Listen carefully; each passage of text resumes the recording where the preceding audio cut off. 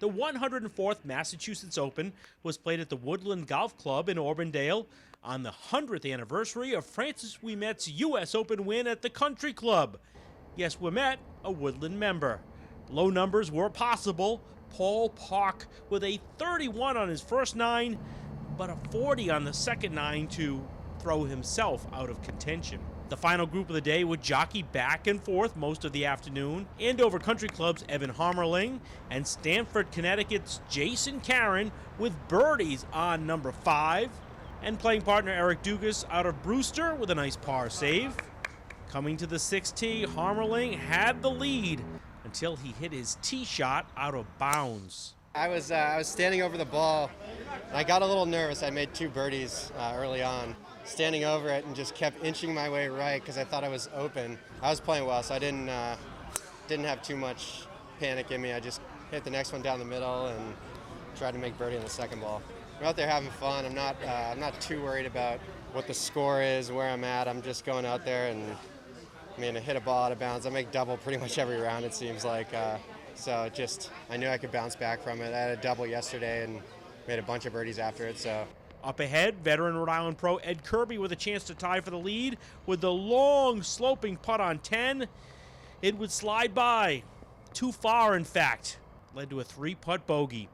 Eddie ended up tied for 4th at 3 under. The low amateur, Ben Spitz, also ended up at 3 under.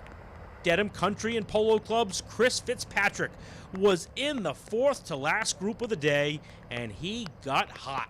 An eagle on 12 to jump to the lead at 7 under. The lead group a few holes behind.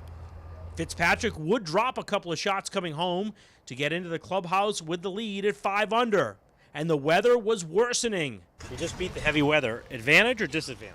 Definitely an advantage. It was tougher coming in, trying to, you got to have everything keeping it dry, and the greens get a little softer, so the balls are spinning a lot more, and there's a lot of wedges coming in on these last 3 holes, so that could play a factor coming in, spinning it off some of these greens, and hang out, see where it goes, and if I hear anything, I'll probably hit some balls, warm up a little bit, and prepare for a playoff. Harmerling would be up and down. A birdie on 12 to take a 1-shot lead, but he gave it back on 13 and failed to capitalize on 14. Probably a 4-footer that I had a chance to get a 2-shot lead. Hit a pretty good putt, but I think it lipped out. Dugas was 1 back at 5 under through 16, but he flew the green on 17 and was stymied against a fence. He was knocked from contention. So coming to 18, Harmerling led Fitzpatrick by 1 and Caron by 2. When Harmerling had to play out of the front bunker, Caron knew he had a chance to sneak into a 3-hole playoff with his birdie putt on 18, but it just slides by. Caron ended up in 3rd, 1 shot back, because Harmerling would bogey 18 to set up a 3-hole aggregate playoff with his roommate.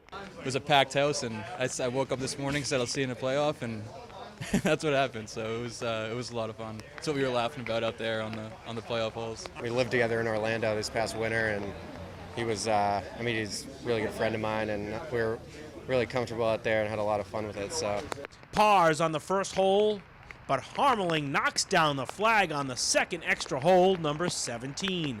The birdie putt put him 1 shot up.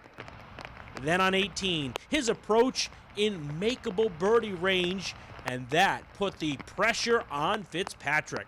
After he put his second shot in a really good place, an uphill putt on 18, and I had a feeling he was going to make it, so I was actually trying to hold that shot from the fairway out there, and I hit a really good shot in there. And Fitzpatrick did his part, but never got a chance to putt because Harmerling atoned for his bogey on 18 an hour earlier with a birdie to wrap up his first professional tournament victory.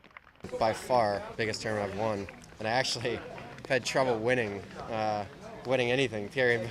Before since the Mass Juniors, I haven't really won a tournament in the last 6 or 7 years, which I was a little disappointed at. And Francis Ouimet's home course, 100 years after he won the Opens. It's pretty cool that I won it here. After that bogey on 18, as a friend, it's good to see him bounce back. Put it together this week, and it means a lot to me. This is awesome.